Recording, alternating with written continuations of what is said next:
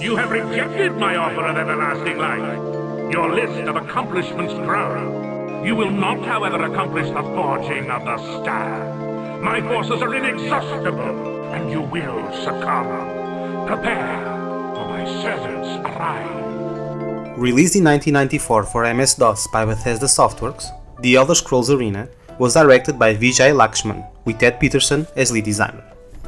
What began as a small gladiatorial concept called Arena, focused on a team of fighters battling in dungeons, gradually expanded during development into a continent-spanning RPG. The name stuck, even though the final product contained no arenas at all. Arriving in the pre-Windows 95 era, when most CRPGs still relied on grids or overhead perspectives, Arena pushed into full first-person freedom, offering the ability to explore the entire continent of Tamriel.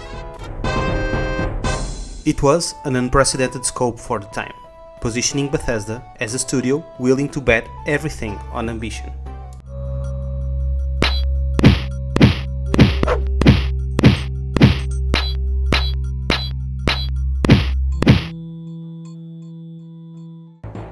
Arena's character creation was ahead of its time. Players could choose from multiple races and classes, or take a 10-question quiz that assign a class based on their answers.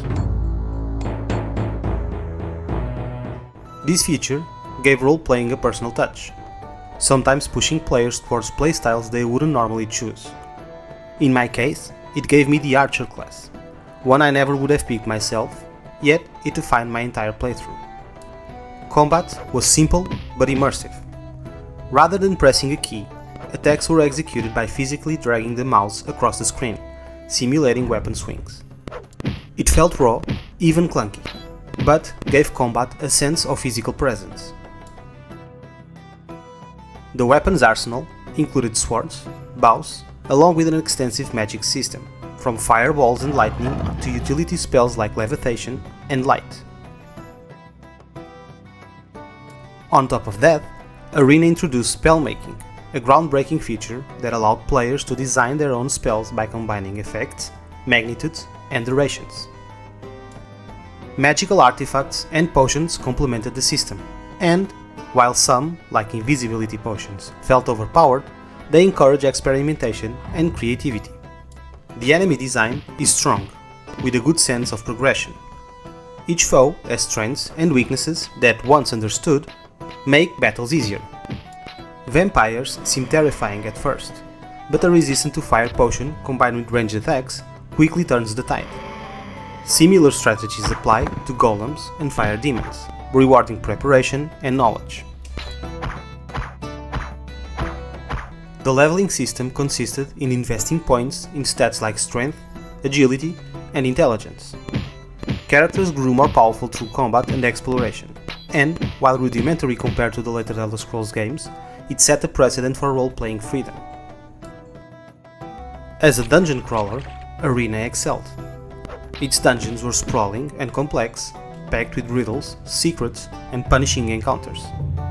Standouts included the Labyrinthian, with its story of two brothers searching for immortality, Funglair, guarded by a golden dragon, the Halls of Colossus, ancient and mysterious, and the Icy Fortress of Ice, among others. Each offered unique challenges, and their scale and complexity and multiple levels demanded patience and mapping. Outside the dungeons, secondary systems gave the world texture. Inns allowed rest, temples cured diseases, mage guilds provided spells and potions, and shops handled repairs and gear. The day-night cycle shaped strategy. Cities were safe during the day, but became dangerous after dark. At the same time, Arena was infamously opaque. Many systems were poorly explained, assuming players had a manual in hand, which was completely normal for the time, but for new players today, I would recommend reading a guide or making questions in forums. Still, the sense of scale is unmatched. The promise of exploring all of Tamriel in 1994 felt revolutionary, even if bugs, clipping, and occasional crashes reminded you of the game's technical limits.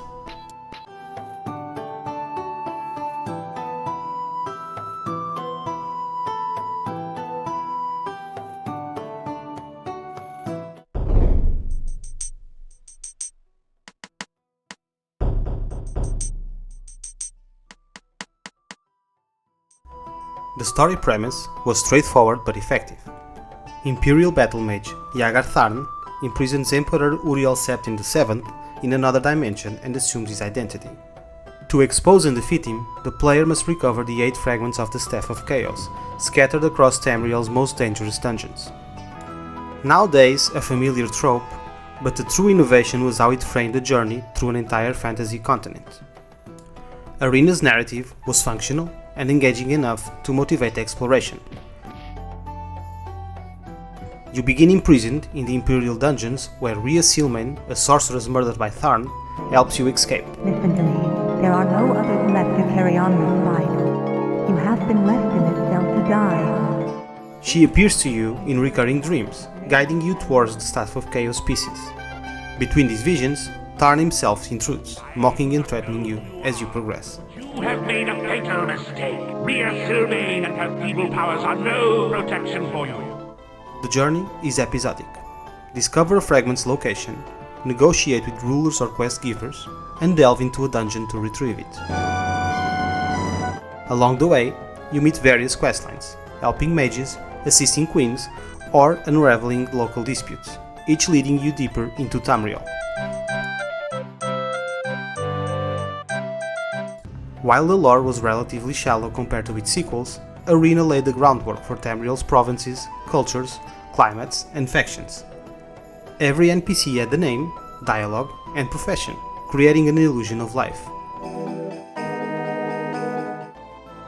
The narrative itself may have leaned a bit on clichés, but the world was the true protagonist.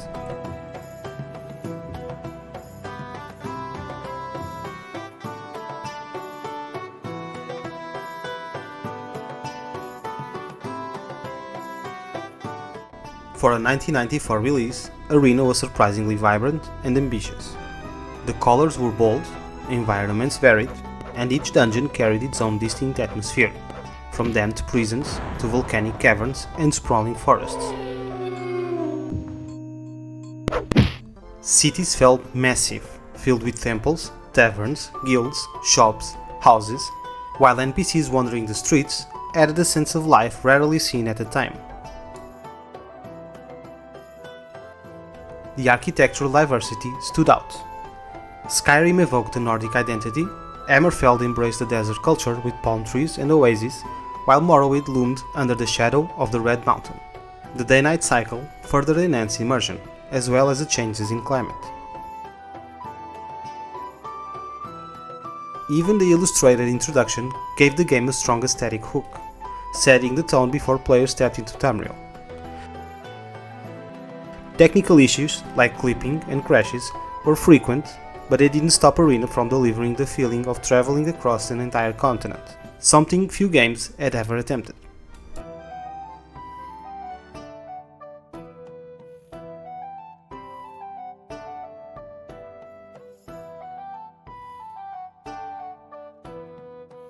Arena's soundtrack, composed by Eric Haberling, was one of the strongest achievements.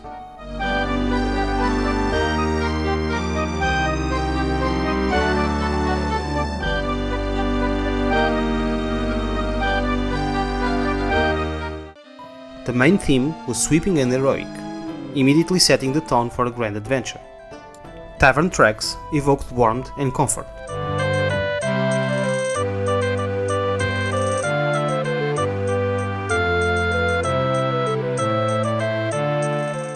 While the ambient exploration pieces captured the loneliness of crossing vast wilderness or delving into forgotten dungeons.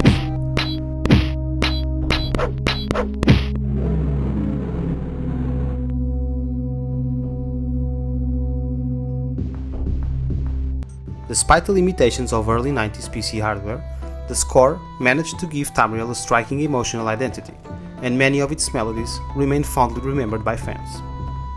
Sound effects were equally important in grounding the experience.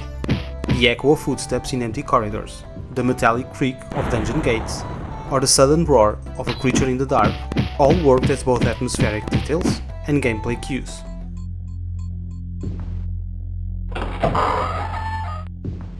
Often, players could anticipate danger by sound alone, compensating for the game's more primitive graphics and repetitive environments. Voice acting was sparse but impactful. Take care, for Thorn may be searching.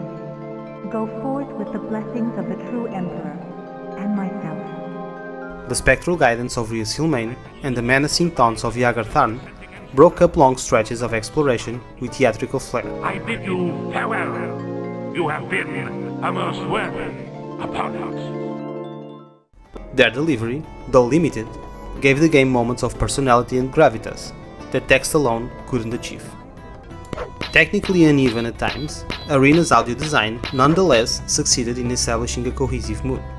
Music, sound effects, and a few voices combined to create an atmosphere that carried players through the game's punishing challenges, leaving a stronger impression than its visuals alone could manage.